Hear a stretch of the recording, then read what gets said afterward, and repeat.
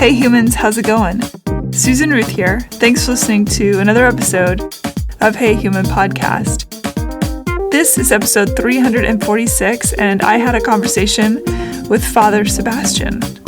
Sebastiaan is a vampire, master fangsmith, author, and impresario of the Endless Night Vampire Ball. His story is an adventure around the world. We talk vampire culture, Anne Rice, the birth of the literary vampire, the importance of LARPs, his Sabretooth children, television programs, movies, music, and more. It was a lot of fun talking to Sebastiaan. I didn't know a whole lot about the vampire culture and was certainly curious to know its roots and how he played a part in it and the importance of the subculture within the culture. It was really a cool conversation. Check out Hey Human Podcast for links and to learn more about my guests and the show. Check out susanruth.com to learn more about me and my other artistic endeavors in art and music and film. Follow me on social media, Susan Ruthism, Twitter, Instagram, and Facebook. Hey Human Podcast on Instagram and Facebook. Find my albums on Apple Music, Spotify, Amazon Music, wherever you get your music. My most recent record is called All I Ever Wanted Was Everything. I'm working on a new EP that should be out hopefully by the end of the year. Fingers are crossed. We'll see what happens. Check out my sex and relationship show, Are We There Yet?, that I do with sexologist and healthcare practitioner Mara Edelman. We are giving away really cool prize every month until we run out of cool prizes. Lovely gifts from Vibratex. If you subscribe on YouTube, you will be entered in that giveaway. It's a pretty cool deal. Find it on YouTube under youtube.com/Are We There Yet podcast show. Rate, review, and subscribe to Hey Human Podcast on iTunes or wherever you get your podcasts. Super helpful. If you haven't taken a moment to rate and review, please do so. We're going on our 7th year. By we, I mean me. I do it all myself, and it's a lot of work, but it's a labor of love. And I would love to hear from you with the rating and review. It's very helpful for the algorithms and to help spread the show to more people. Thanks for listening. Take care of each other. Be well, be love. Yeah, here we go. Father Sebastiaan, welcome to Hey Human. Howdy doody. Howdy doody. And shout out to our mutual friend, Scott Benefil. Hello. I see him often writing his book in the Bordner's Bar. Yes, absolutely. The best nachos in town, Bordner's Bar. Oh, absolutely, without a doubt. They're so good. Well, thank you for being here. I really appreciate it. He and I were hanging out chatting the other day, and he said, "Hey, I have something that might be interesting for the show." And I said, "Great." And thank you so much you were very quick on the response, and here you are. Mm-hmm. Yeah, let's get into it. Where are you from originally? Born in San Diego.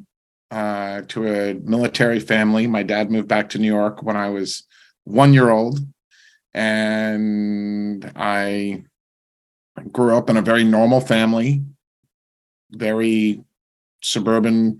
It was in New Jersey. Don't tell anybody. And then my parents got divorced when I was 12, and they separated when I was 12, and I dived into role-playing games and Dungeons and Dragons and Lord of the Rings and everything like that. And I fell in love with the vampires. And I have been on an adventure ever since. And it's taken me to 27 countries. These hands have made more fangs than anybody in the world. And I've met amazing people. So what I do is travel, make fangs, and throw vampire events. Did you go into the role-playing games as an escape, just as some place where you feel connection? Yeah. Mm-hmm. And I played Dungeons and Dragons. It started with a board game called BattleTech. And then I met a guy who was like a total nerd and he introduced me, like, every 2 months we would switch games. I learned about Shadowrun and Vampire the Masquerade and which came later. But it got me into the gaming community, which was an incredible tool for expressing your imagination. And I learned vocabulary. I learned how to read and write. Dungeons and Dragons taught me how to spell properly. But as you know, back then, the D&D is kind of like Stranger Things, where if you want to talk to girls, you don't play D&D. And now today, there's girls rolling. There's Roll Like a Girl for Suicide Girls. Yeah, it's definitely been embraced by everybody, I think. Which is great. And I love the hobby. And I'm great that people are expressing their imaginations in a safe, fun way around a table with dice and learning math and still with pencils and learning how to paint miniatures and stuff like that. It's really cool to see the hobby grow so much. Oh yeah, I have friends that do a live for the internets. They do a live from Perception Studios. They do live Dungeons and Dragons, and they use felt people puppets, and they have humans and the puppets. Everyone's playing. It's fantastic. They go into giant improv scenes. Wow. It's really neat. Yeah. Yeah, that's great. I just love the hobby of role playing in general, and it's really fun. And yeah. I dropped out of it for a couple years because the real vampires were not happy with the role players. But I said fuck it, and I got back into the gaming scene. So let's talk a little bit about vampires. You were drawn to that particular lore first. Yeah, I started out with a game called Vampire the Masquerade. I was at a medieval LARP, live action role play, called Zenadria in 1992. And I was playing a big bad lich. I was 17 or 18. I can't remember how old I was. And I had 2 death knights, and I was like totally badass. And I had a staff with a skull on it that I could whack people with. And there was this lich hunter, this undead hunter. I forget her name, but she was really cool. And she was an actor from the Renaissance Fair. And she goes, "You need to kill me by noon on Saturday because I got to go to Harrisburg, Pennsylvania to go to this LARP called Vampire the Masquerade." And I'm like, "What is that? That sounds great."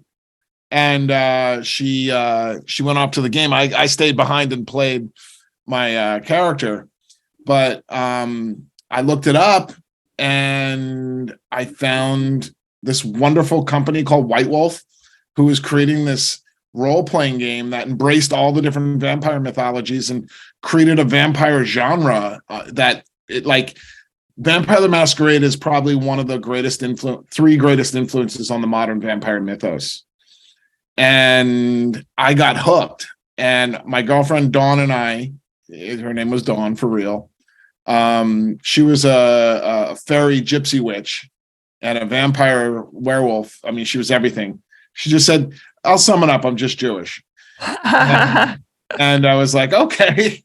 And she had long black hair, and she wore belly chains and wore patchouli all the time. And we went to our first vampire LARP in the Bank nightclub in 1992. And it was called Inquisition Games. And I had a blast. Okay. I had the time of my life.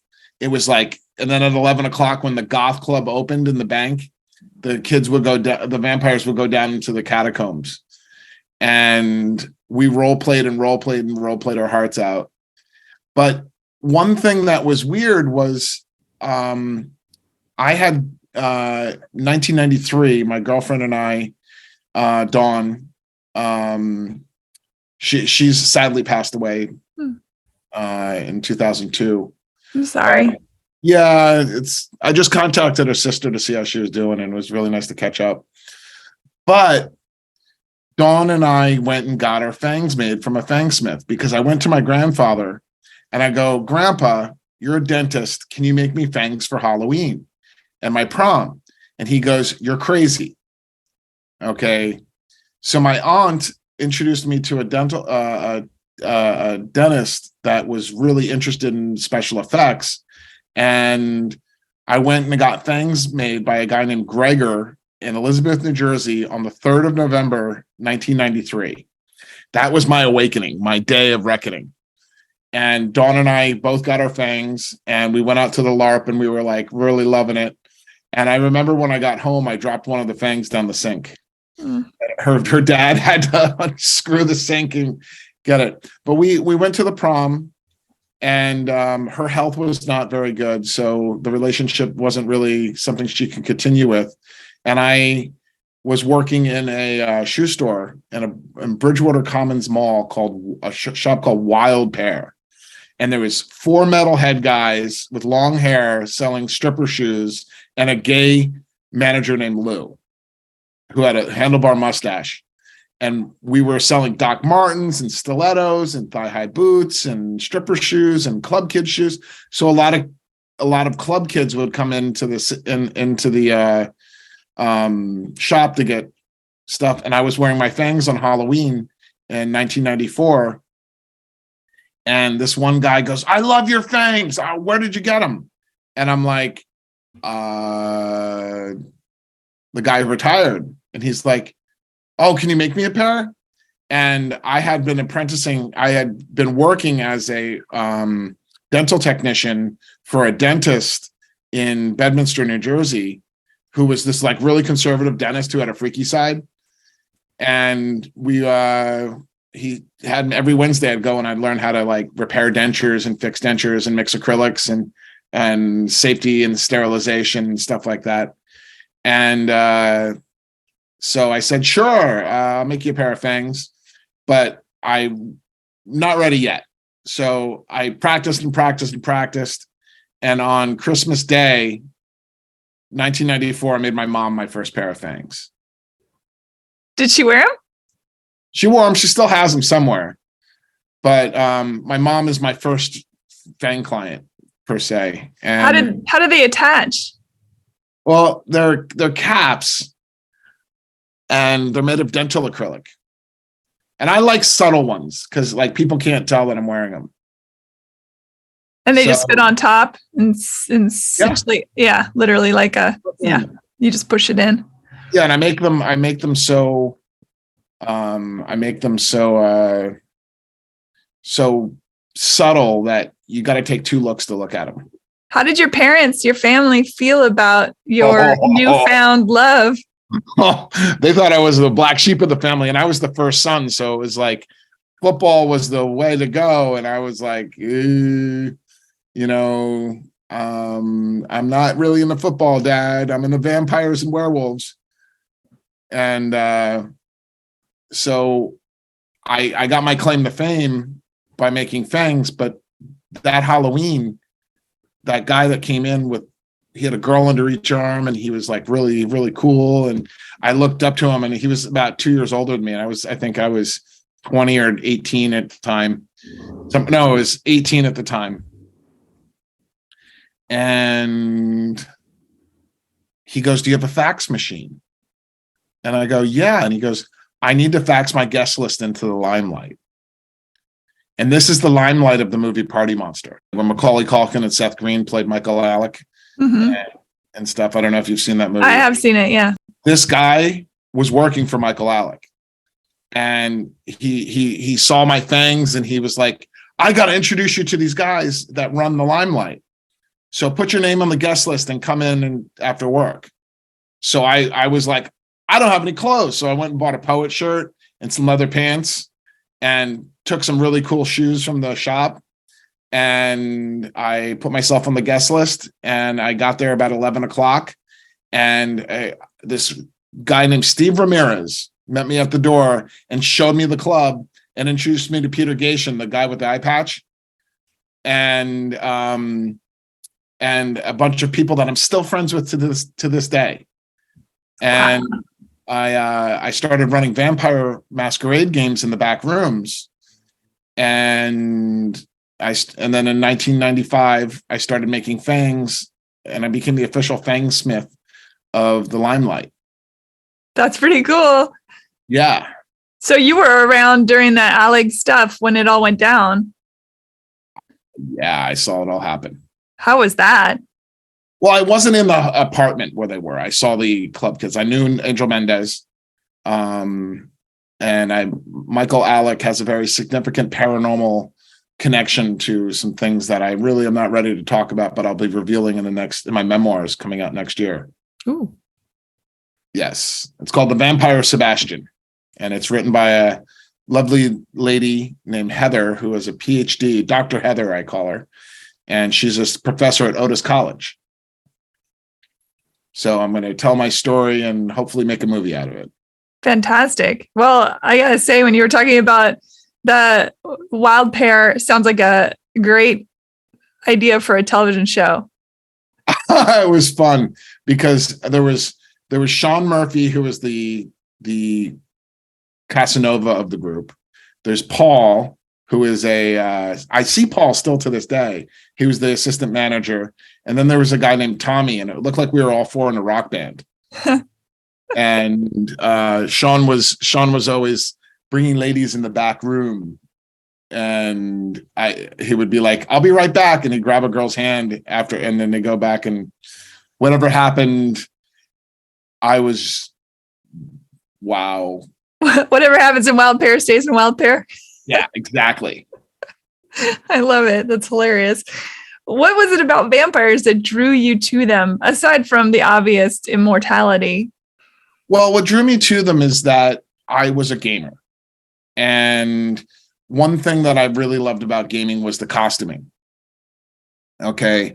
And the fangs were the centerpiece of that costume that really drew me in. And I played other role-playing games, medieval fantasy, LARPs, and stuff like that. But what really, really got me was the fangs could be anybody. Anybody could have fangs, and you could wear a trainer outfit, okay, or you could be in all black. You could go to the gym and wear your fangs, and it would still work. So the vampire, what I love about the vampire is the immense diversity of people that are drawn to that archetype. Okay, I was in Dallas, Texas a couple of years ago before the pandemic, and I had a bunch of Mexican fans come from Mexico to meet me and get pictures with me. Okay. And they were like, they could hardly speak English, but they were loving it. They were like, Father Sebastiaan. And I'm like, Mexicans. And I get to travel, and my fang kit is a little doctor's bag. And I get to travel around and meet amazing people. I lived in France, Germany, England, and Holland. I've made fangs all over Switzerland, Italy, and every person I make fangs for is like a family member for me, and I call them Sabretooths. Love it. Do you keep a family history then of everyone that you've ever put fangs I have a list. I have a database of a mailing list. They're your children? All my children, my dark children. Well, it's kind of funny if you think about it. If a vampire, sires other vampires by biting them with their teeth, and you're creating vampires with teeth. It's the same idea. It's a little different. Well, metaphorically, it can be similar. Yeah. What really took off? What really took off was in 1995, on the 7th of August of that year. I started a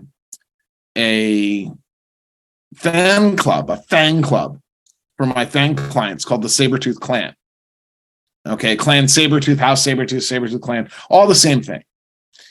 And I was making fangs for Halloween, and I realized that vampires are not just limited to Halloween. Halloween's when you see them all. And they come out and they take their masks off. They take the masquerade down because they can wear their fangs and go out in public and everything like that. So I tried a whole bunch of business models. And as at the heart of it, I'm a businessman doing what I love. Okay. I'm passionate about making people smile. And I do 4 to 8 parties a year, depending on the year. And my goal is to make the people feel amazing when they come and afterwards scream to the universe that they had a great time. And you, in these parties, you go and you fit everyone with the teeth? No, I make the fangs before the party. But what happened was I was starting to I made so many fangs on Halloween, and I was the first person that I knew that had an email. Okay. What happened was I had this email that was Vampyre with a Y at io.com, which was Illuminati Online.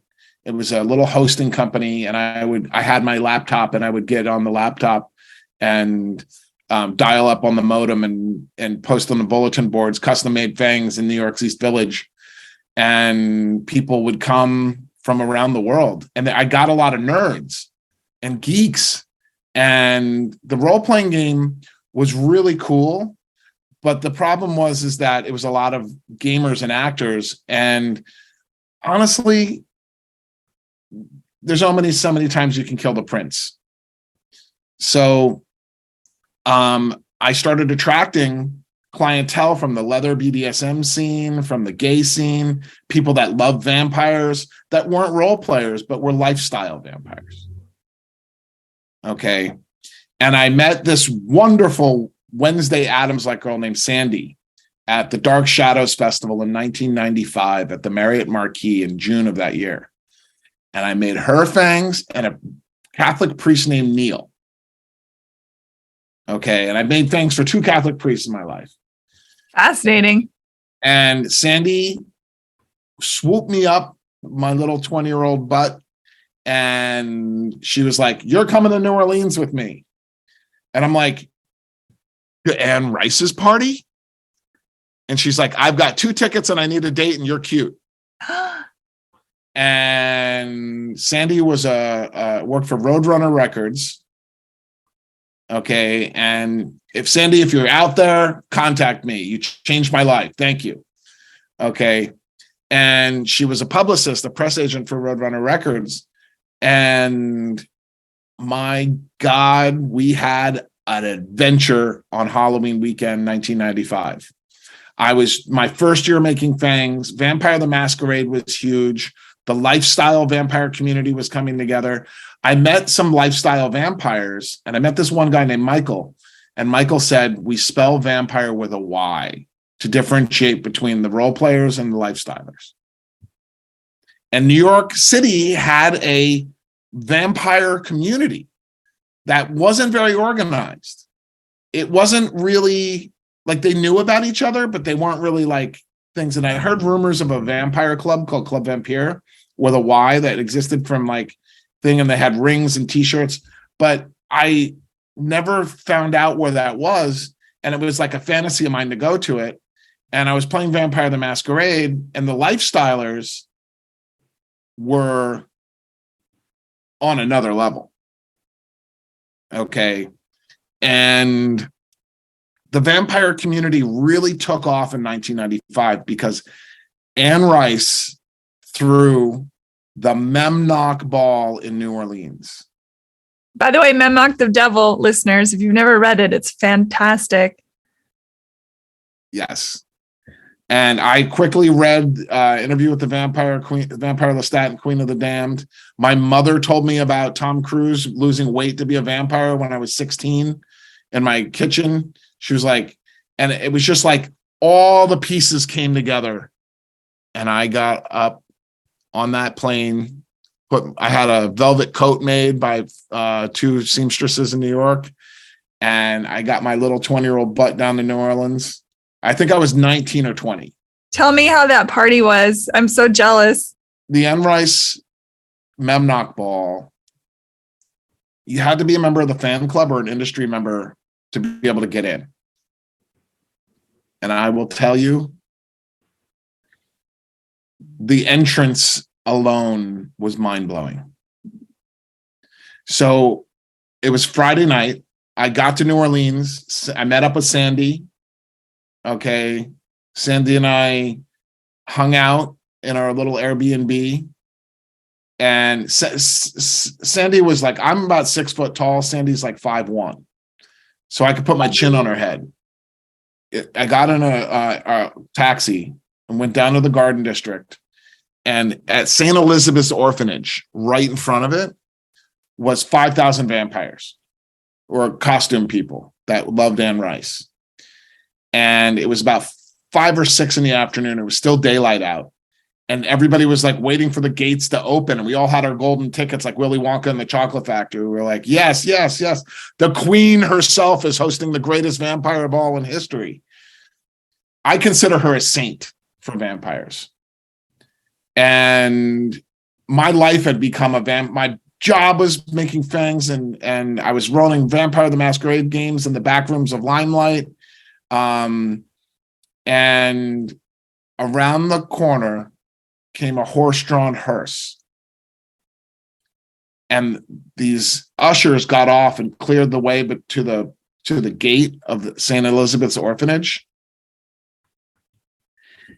And they pulled a coffin out and they leaned it against one of the poles.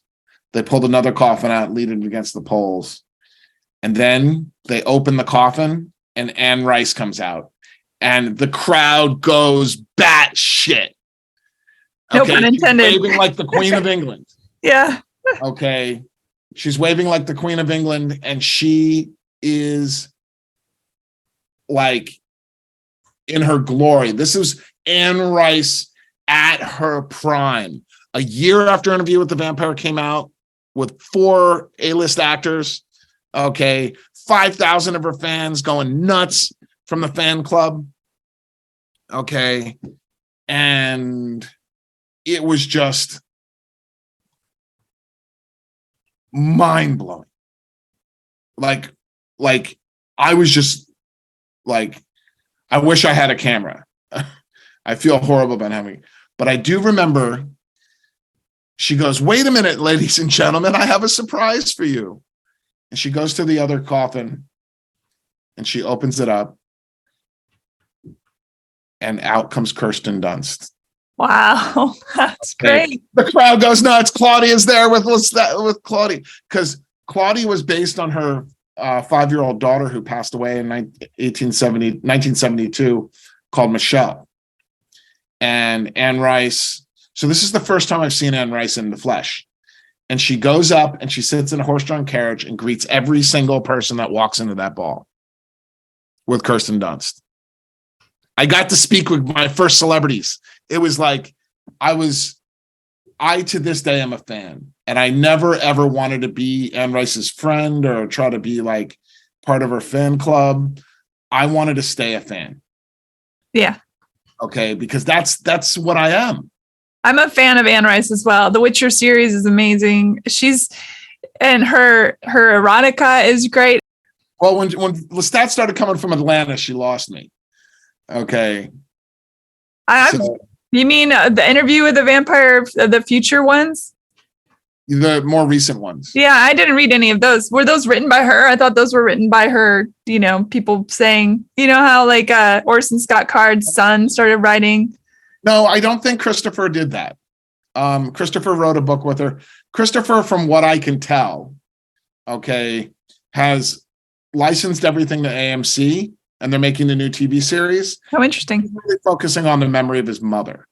The Vampire Chronicles for me really are Interview with the Vampire, Vampire Lestat, and Queen of the Damned. Mm-hmm. And that trilogy is now being made by AMC as a TV show with a new interpretation, which I actually really enjoy the show. I was very skeptical at first, but when I saw it, it really touched me. Because what I like about the new show is that they didn't try to be the movie. I'm excited because I'm directing my first short film that I wrote next month, and my costume designer Laura Brody is a costume designer for Interview with the Vampires television show. Laura? So I'm super. Laura? Yeah, I just had tea with her the other day. She's amazing. I'm so excited. Yeah. Tell her I said hi. I will. I'm going to text her right after we get off the. Oh, that's great. I love A Small World. Yeah, she came to New Orleans and we hung out quite a bit. She's so great. Moral compass through the whole thing, because AMC sponsored my Vampire Ball in New Orleans. After you see Anne Rice and Kirsten Dunst in the hearse or the carriage, you walk through Anne Rice's doll collection. Then you go into the venue, and there's 3 floors and 5 ballrooms of endless, endless stuff. One room you go in, there's a treasure chest with Mardi Gras beads and coins. The next one you go, there's a Victorian dancing. The next, there's a BDSM room. Another room, there's a Victorian violinist and a harpist playing all night. And I stayed there until sunrise in the courtyard. And that night, I feel so bad I didn't have a camera. But in a way, it makes it more special because pictures never can be what your being in the moment is. I know, but what's really cool is that event inspired me to go back to New York and throw the New York Vampire Ball. Now, I knew I was never going to be able to compete with the Memnock Ball. No one in history will be able to compete with the Memnock Ball.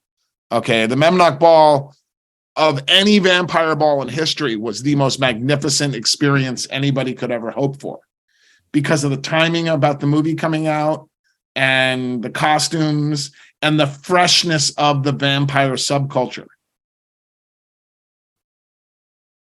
The vampire subculture was new. 1995 was the year that the vampire subculture went from a womb. It was born in 1995. Okay, that was the year the masquerade was dropped, the first Halloween, where vampires were going on Ricky Lake. Okay, and people would say, I'm a vampire and I love it.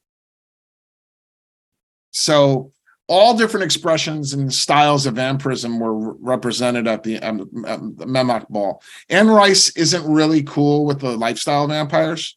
She thinks they're going a little above and beyond the metaphor. But so I went back to New York and I went to Peter Gation, the owner of Limelight, and I said, I want to throw a vampire ball. I have to throw a vampire ball. And he goes, Sebastian, you run your small vampire parties in the back rooms. Go to the Bank nightclub and start your vampire ball. So I went to the Bank, which was on 225 East Houston Street in the East Village. It was an old bank where I played my first vampire LARP at back 3 years earlier.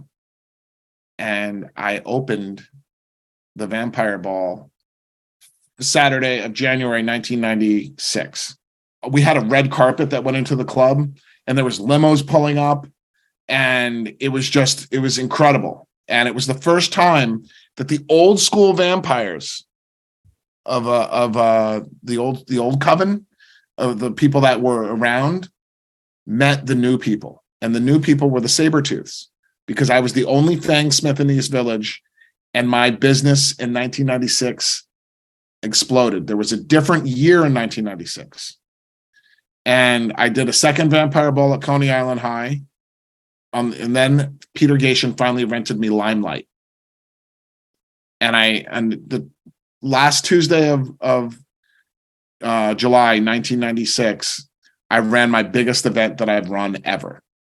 2,800 people. Wow. Tuesday night, 5 bands, 20 DJs. I had the entire Limelight. And that week was the disappearance of Susan Walsh, a woman investigating the East Village. There's a mystery unsolved about her. And guess what? The media came down on me like crazy. They thought you all had something to do with it. Well, they thought the vampire culture did. And I'm out and open. I'm like Lestat going, hey, baby, come out wherever you are. Okay. I was open and proud to be vampire. But the old school vampires didn't like the media. I was the Lestat in Queen of the Damned going, come out, wherever you are, children of the night.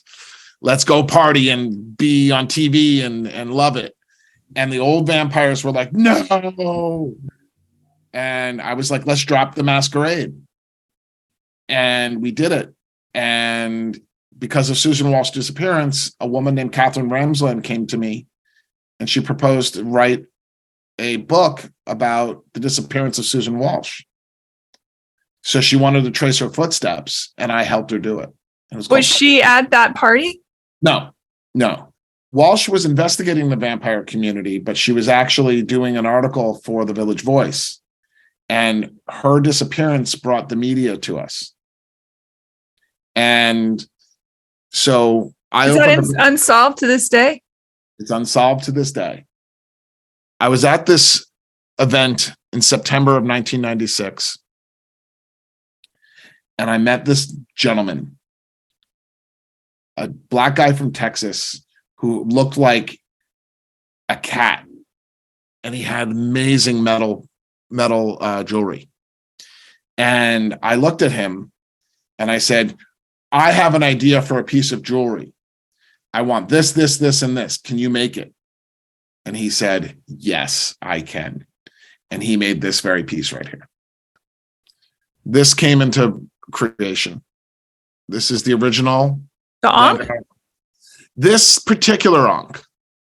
Okay, you can see it has fangs for claws, a curved blade like a scimitar, okay, a crescent moon, and a stone holder for stones. And to be clear, listeners, it's around his neck. He's wearing a necklace. Yes. Sabretooth.com, you can see the Ankhs there. And this is how the vampire culture was unified. There's thousands of these out there. And it was based on the Hunger Ankh from Whibley Schreiber's book, The Hunger, and the David Bowie and the Catherine Deneuve movie, 1982. Mm-hmm. But I wanted it custom designed. And this is what brought the vampire community together, this symbol. Between my commissioning him of saying what I wanted and the stone colors, if you're new, you wear a white stone.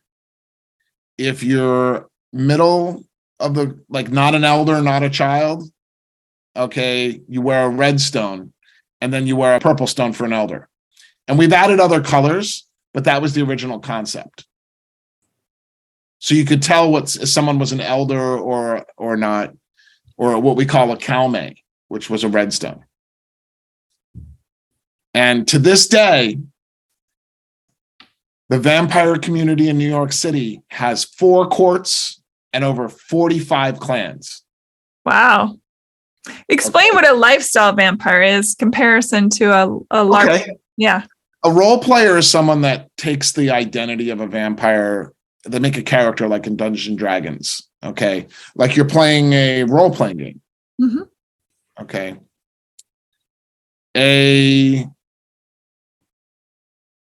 lifestyler is someone who embraces the vampire archetype in their lifestyle. Like drinking blood, like staying up all night. Some people drink blood. They're called sanguines. Okay. There's witch vampires called living vampires. And they see magic vampirism as a magical practice, like a witch would. Okay. Then there's psychic vampires who are a whole variety of psychic vampires. There's ones that are good. There's ones that are bad. There's ethical ones, unethical ones. And then there's lifestylers. So lifestyle is the fashion, the philosophy, the culture. Okay. There are people out there that drink blood and don't identify as vampires. But the ones that do identify as vampires call themselves sanguines. What would be the philosophy?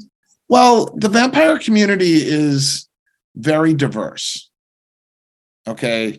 There's the Black Veils, the book that I wrote about the vampire community, which was originally called The Scrolls of Elarath. Okay. And I released the complete version this last fall. So you have your 3 base vampires. You have your lifestylers, sanguines, and psychics. Okay. You can be a lifestyler and not a sanguine or psychic and just want to wear fangs, dress up, and speak like Bela Lugosi. Okay. And there's black swans, which are people that are kind of like allies of the vampires. They're familiars. They're your mom or dad that are like, oh, that's awesome. You know, mom or dad that's like, oh, look how cute they are. They're wearing fangs. And they're taking pictures. Okay. So lifestylers can be sanguine, they can be psychic, they can be hybrid and psychic, sanguine, and things. I've done it all. Okay. Then psychic vampires are broken up into like 50 different tribes. Okay. There's your typical psychic vampire, which is not identifying as a vampire, which is that annoying, very difficult person in your life that makes you feel responsible just to feel responsible. Okay. That guilts you on everything. It makes you feel bad, drains your emotional energy. Those are the most common vampires, and they usually don't have any place in the vampire community. Then there is magical vampires or witch vampires that take energy, and most of the covens that do that in a witchcraft occult setting don't drink blood, but there's crossover.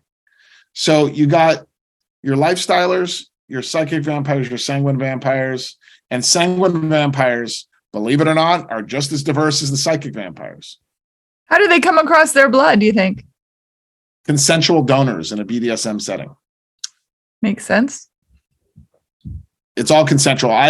In the 25 years I've been in the vampire world, not once have I seen a vampire abuse somebody and steal their blood. It's always consent, and it's done in a very BDSM format or a medical format. Mm-hmm. Okay. One of the most famous sanguines is a guy named Balthazar in New Orleans, who's a voodoo priest, but he has consensual adult donors, and he does it almost surgically. He takes a lancelet or a scalpel, and he wears gloves, and he does everything safety and stuff. You got to be very careful with those things because it can be really dangerous. Of course. You got to deal with STDs. You got to deal with bloodborne diseases. You got to deal with like biting and saliva. Okay, you've got to deal with the psychological connection you have to the person. Okay, and in my past, when I had donors, which were usually my girlfriends, and you would have to have a fluid bond, go to the doctor and get tested together. Okay. And what happened was when I would feed from one person, it would connect them to me in a deeper way than you would think. Emotionally and psychically, it was a deeper connection. It was a deep, deep, deep connection. And I would drain that person of their energy because one person isn't enough to feed a vampire. Okay, if you have 10 spoons, the vampire needs 12, you're screwed. It takes time to recuperate. So psychic vampirism or life force vampirism, which is specifically about life force, not emotion, because a lot of psychic vampires are about stealing your positive emotions. Okay, but a trained vampire knows how to take life force and gather it without harming someone. Okay. And that is something that you start with ambient, as when you go into a nightclub or a concert or a shopping mall or a sporting event and you feel the energy of the crowd. That is ambient. We call ambient gathering. I prefer the term gathering instead of feeding because it's kind of like, But I gather energy when I go to nightclubs and throw events. And then there's direct, which is touch. Then you can take visual. Okay. And then you could go and I can walk down a street and collect energy all I want. And then what I do with that energy is a secret. But what I don't do is I don't drain people too much. Do you watch What We Do in the Shadows? I love that show. I was just thinking of Colin, the energy vampire. Yes. Colin, the energy vampire was a new addition because I was a fan of the old movie. Yeah. They're excellent. I love that. And the TV show is even expands upon the movie. Yeah, it's fantastic. So, but Colin is an example of his girlfriend, Evie, emotional vampire, is a lot more an example. But I mean, every 100 years, we don't turn into a baby. Right. So What We Do in the Shadows is a great, fun show, and I love it. Absolutely. So have you seen all the seasons? Oh yeah, I dig it. Yeah, I dig it. You're a vampire fan yourself. I dig it. I find it fascinating. I mean, all the way back, I just actually was on a road trip not too long ago, and I re-listened to Dracula, which was fantastic. I mean, it's such an interesting mythology. Who doesn't? Again, as a 20-something reading the Anne Rice books and really getting sucked into that world, no pun intended.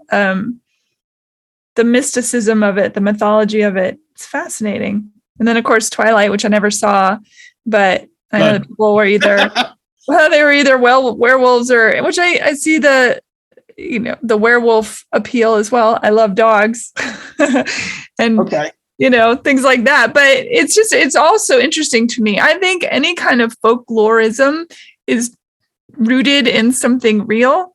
And that fascinates me too. And the idea of people becoming so into something, whereas they would go and alter their appearance or participate in the sanguine or any of that kind of thing. It's fascinating to me. What I have very, very interesting things is I have people every day not fantasizing, but practically offering their blood to me. They want to know what it's like to give that. And I'm not active in that lifestyle right now, but it's really interesting for someone to come to me and go, I'd like to be your donor.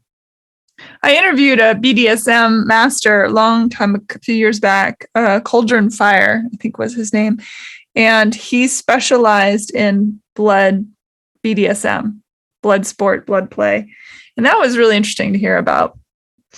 Okay. But he didn't consider himself, if he was a vampire, he certainly didn't say so. Yeah, most vampire sanguines aren't really public. Okay, there's a couple people out there that are like public, that are legit, like Balthazar. But a lot of the people that claim they want to drink blood go on TV just to get their 15 minutes of fame, and they don't know what they're doing. Sure. So I come to a party. What is my experience? What is the end game? Am I trying to suss out the prince? Am I trying to just enjoy myself with people that are of like mind? What is what's the impetus of me going, and what is the purpose of me being there? It depends on the event you're going to. Okay, so we have two basic styles of events. We have a salon and a ball. Okay. This year we have 4 gala balls. We have February 19th in LA. Okay. Which is, the event starts at 9:00 for VIPs. The first thing you do is you get your costume ready. And you look at the Pinterest page and you look at our previous photographs from old events, and you go, say the theme is anti-Valentine's Day. You wear red and black. Okay. And you go get a dress. You have a dress made. Okay. A lot of people have custom made tailored stuff or whatever. And then they come to the event ready to go at 9:00 and get in the queue. And then at 9 to 10 is the red carpet. Okay. And we have paparazzi, the official paparazzi. You check in, you have paparazzi, and then you go in, and there's a shopping mall downstairs. There's there's 2 opera boxes where we put our celebrities. Whatever celebrities show up, we pop them up there so they're safe. Celebrity in the realm of vampirism, or celebrity in the realm of period? The celebrity in the realm of, like, last year we had Guillermo from What We Do in the Shadows. Nice. Okay, he was our master of ceremonies. This year we're going to announce our mistress of ceremonies last minute because we want it to be a surprise. And if it happens the way that I want it to, holy crap, it's going to be a coup. I love Guillermo, though. He's so great. Guillermo's good, but we got Guillermo right at the right time because he's blown up. Harvey Guillaume is his name. I'm so happy for him he has been so successful. He outgrew us, and we can't afford him anymore. Good for him. That's awesome. But we got him right in the right time. Yeah. What you'll see a laser light show. You'll see a beautiful the place that we have in Los Angeles is the Globe Theater at 740 Broadway.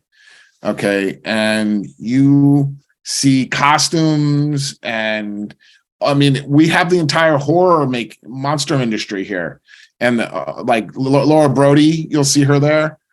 I'm sure my friend Ruth Waits goes. You know Ruth too? She's a good friend. Yeah, they're both in my Rolodex. Yeah, she's a dear friend. She was on this show, gosh, in the very beginning. Cool. Ruth is an amazing woman. I love her to death. And I love her laugh, her Oh, she laughs real. Yeah.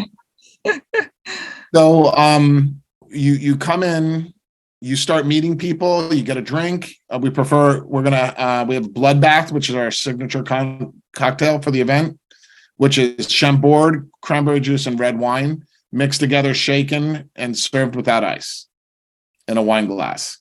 And vampires are very picky about their bloodbaths, I'll tell you. At 10:30, the MC comes out and greets the crowd. The MC will be Dan Sperry from Masters of Illusion. He's a shock magician. And he's going to do an introduction of the band. And I'll announce it here because by the time this airs, it will be heard. Gene Loves Jezebel. No way! Yeah, we just signed the contract today. And that is so really badass. Endless Night is run by magic, vampire magic. Okay. And the energy of this event it settles right. Like there's a time when the air changes, and January 1st is the time that the Endless Night LA Vampire Ball takes off, because no one cares about anything on Valentine's Day before January 1st, before New Year's. Okay, you can't get anybody's attention. So all of our magic starts. We organized this entire event in 6 weeks. I've been offered to go on a lot of TV shows, but most of the time they want me to drink blood. I saw a clip of you in an underground tunnel system. Oh, the catacombs. Catacombs. Yes. Have you ever seen the movie As Above, So Below? Mm-mm. Go check it out. It's really fun. It's kind of like a Blair Witch Project in the catacombs of Paris. But I actually, in 2004, a French guy named Laurent Corot contacted me, and he wanted to do a documentary about me called Vampires, Reality is Stranger Than Fiction. And he went to New York to try to find me, and he couldn't find me, and I was living in Amsterdam at the time. So we finished the movie together, and in 2006, it came out. And what was unique about New York, okay, is it shows the power of diversity, about the vampire's flexibility and its metamorphosis. And I started a business plan, okay, a marketing plan, where if I made you fangs and you referred your friend, it would be like a lineage, a family tree, a bloodline. Well, it got a little out of hand, and 45 bloodlines started. Can't keep track of them anymore. The rivalry started happening between these bloodlines. Okay, and then Blade came out, and a bunch of the kids from the inner city, instead of going into gangs, formed clans of vampires. Okay, and one of these clans rose to the top, and it was called Hidden Shadows. And they have the legacy ankh with bat wings. And it was run by a martial arts teacher by the name of Xanatos. Okay. And his brother, Jaga. And they opened the Vampire nightclub in Harlem. And I'll tell you, when you see this phenomenon, this family tree, okay, of 400 Black and Hispanic kids in the line wearing black trench coats and fangs and contact lenses, doing Victorian etiquette, okay, and talking to each other like, yes, my dear, it is a pleasure to see you, okay, is one of the most unique things you can experience in this universe. Then you go into the nightclub and you go past the trophy room, okay, where all the martial arts trophies are, into the main room. And when you see these kids, not kids, men and women dressed in all black, really to the nines, Victorian clothes, big vampire onks, fangs, contacts, going, du hast mich, okay, like to Rammstein and Metallica and classic goth songs, you know that you've arrived. And for 10 years, Hidden Shadows ran their Realm of Darkness. And all the vampire clans from Harlem and Bronx and Brooklyn and Queens and Staten Island would go to them. And it was very different from the Tunnel and Bridge, floofy goth Victorian people down in the East Village. And I loved going to Hidden Shadows. It was awesome. Okay. And I remember coming up and I was the only white guy there. Okay. And my girlfriend was Puerto Rican. And she looked and she's like, this is unbelievable. And they all called me grandpa. Okay. Like I would have like big black dudes come up to me and be like, Grandpa, can I have a hug? And wearing fangs and an ankh with a sword and like everything. And I'm like, of course, Morgoth. And they all had names, and this culture still exists in New York today, the legacy of this culture. And if you look at Vampires, Reality, Stranger, and Fiction, you see this culture, this phenomenon, this incredible experience. And to this day, I'm friends with so many of these people. That's awesome. I love that. It's a nice community. Yeah. You think of vampires as just gothic white kids hanging out, but they made their own realm of darkness. I see it. I mean, I think every culture on the planet has some sort of a reference to this type of lore. Every single one. So it's not like something that was born of Anne Rice, even. I mean, or even of the Vlad the Impaler. Even before that, it was around. I've traced the lineage of the mythology, the modern vampire mythology. Would you like me to explain that? Sure. Okay. So there's always been vampires. Lamia, succubi, Lilith, vampires. Lilith gets such a bad rap, but go on. Well, Lilith is very special to me. Me too. But, she had the wherewithal to be like, screw this and run off. And everyone's like, oh, she must be a demon. She won't listen to what Adam says. Well, the Lilith myth is a long podcast unto itself. Of course. Okay. But she's in many ways the mother of vampires, the Dark Mother. A lot of people give her credit as the mother of the first vampires. I like to give her credit as the mother of women who don't take any shit. Well, that's how I think of her. Lilith is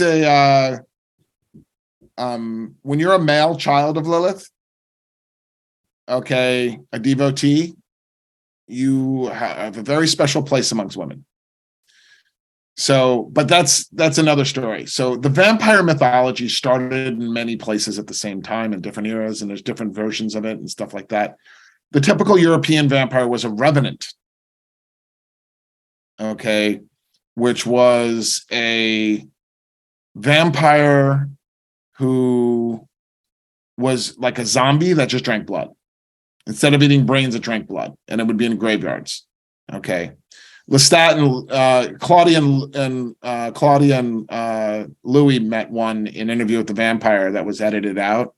But in Interview with the Vampire, when they went to Europe to find the other vampires, they found a revenant. Okay, and until they went to Paris and met Santiago, and a long story, Interview with the Vampire. So where it really started was Lord Byron, Mary Shelley, and John Polidori were all in Swiss, in Geneva, writing ghost stories, telling spooky stories. Right, that's where Frankenstein came from. Correct. Prometheus. And out of that early Victorian theater, drama, Penny Dreadful style writings came a short story called The Vampire with a Y, which had the first conscious vampire noble dilettante named Lord Ruthven. which was based on Lord Byron, and it was a revenge story, okay, where John Polidori credited the story to Lord Byron, and Lord Byron got really upset and went after him. And it was they had a love affair, and Lord Byron, John Polidori, was not a noble. So he actually wrote the short story as a revenge piece against, Lord Byron for blowing him off. But Lord Ruthven was the first dilettante vampire that was a human. Okay. Then you went to Carmilla the vampire, Varney the vampire, and then at the end of the 1900s, you had Dracula, 1896. And Dracula changed the game and made vampires famous. And that's what when Vampire with a Y was switched to Vampire with an I. Great book, by the way. Yes. Very different from the movie, Bram Stoker's Dracula. Oh, for sure. Absolutely. But from there, the vampire hit its first major marker and became the modern Western mythology of a vampire. Vampires are immortal. They can't go out in the day. They like all the points that we know as a vampire were really hit in Dracula. Okay. But Dracula was cursed by God. And then Anne Rice comes along after all these Dracula movies, and Dracula's the main vampire. The 1922 movie Nosferatu was the first time that vampires were affected by sunlight and were killed by sunlight. Dracula could go out in the day, but he would age. Okay, and he wouldn't have his powers. I heard a great thing the other day. It was the reason why the whole thing around vampires not being able to see their reflection back in the day was that mirrors were lined in the back with silver. So that's why. And now that they're not, vampires have no problem seeing their reflection. I thought that's such a great. Cool. I love that. So Anne Rice comes along and changes the game again. And she makes atheist vampires. Okay. Each vampire has their own relationship with faith. Lestat doesn't give a shit. He's embracing being a vampire and he loves it and he revels in it. Claudia's trapped in a 5-year-old's body and is a doll. And Louis hates himself for being a murderer. So Anne Rice then in later books had the vampire covens where vampires were Satanists. But as Armand said, he hasn't seen any sign of the devil or a god. And then Anne Rice gets all religious later. Yeah, sure. But Anne Rice did something very important. She connected ancient Egypt to vampires.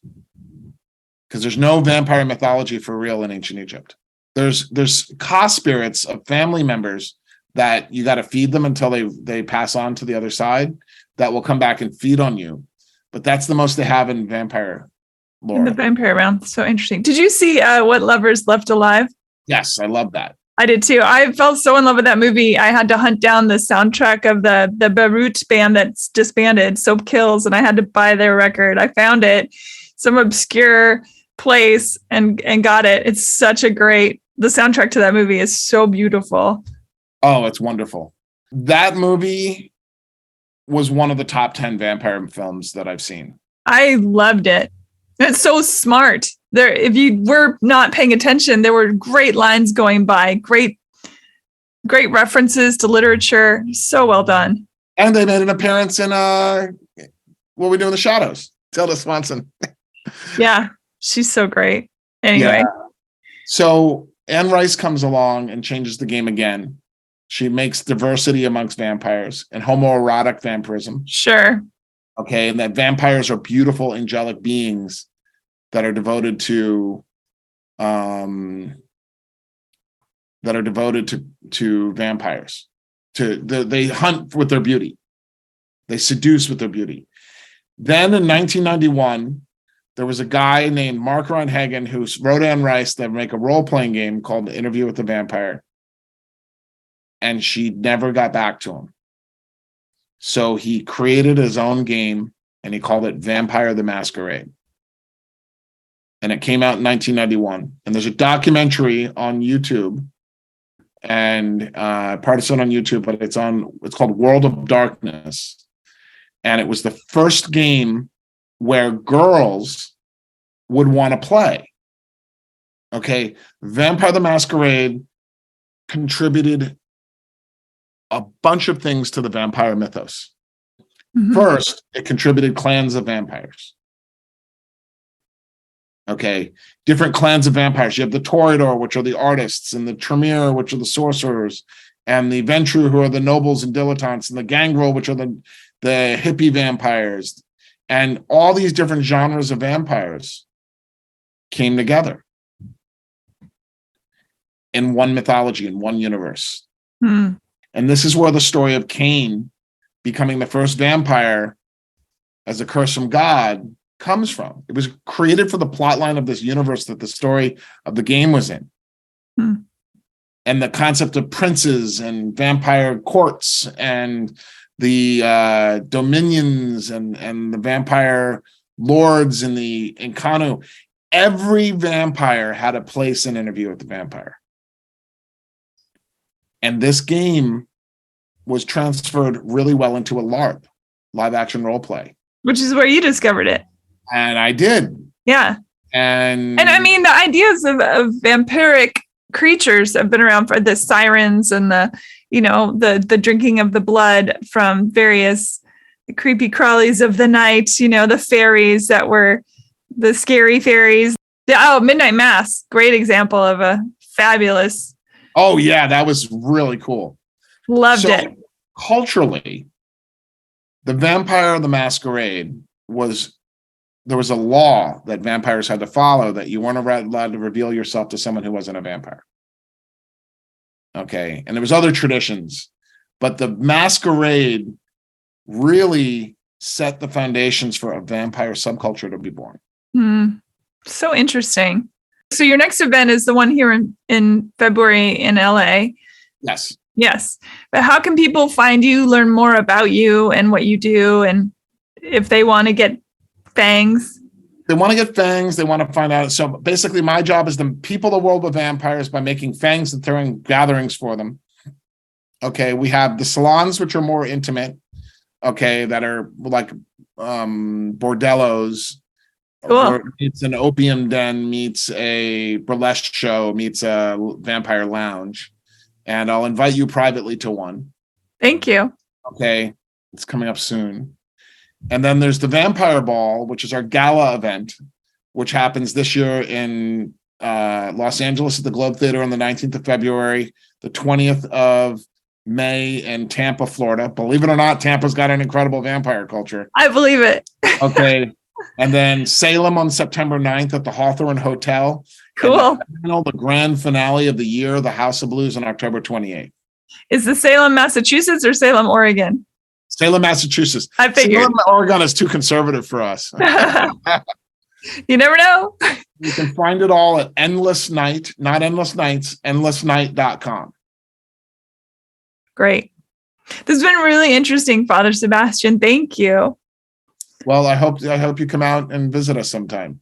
Yeah, I think I definitely would love to come to one of the salons and check that out. I think that would be so interesting to see. Every Wednesday night from 10 to 12 to the witching hour, we have a vampire lounge at Bordner's, Bordner's. Which in the back in that. We have it on stage, and they make the stage a vampire lounge for us, and all the vampires from Los Angeles gather there every Wednesday. Oh, that's fun. But it's not super hypey loud music or anything. It's more like a social club. You can speak and talk, and you can have yeah. Stuff like that. If you ever like to come visit us, you're invited. I love me some Bordner's. Best martini. Shout out Keenan. I love Keenan. He's our vampire bartender. I love Keenan. He's the best. Thank you so much, Sebastiaan. I really appreciate it. Adieu, my vampire friends. Thank you for listening, everybody. Bye.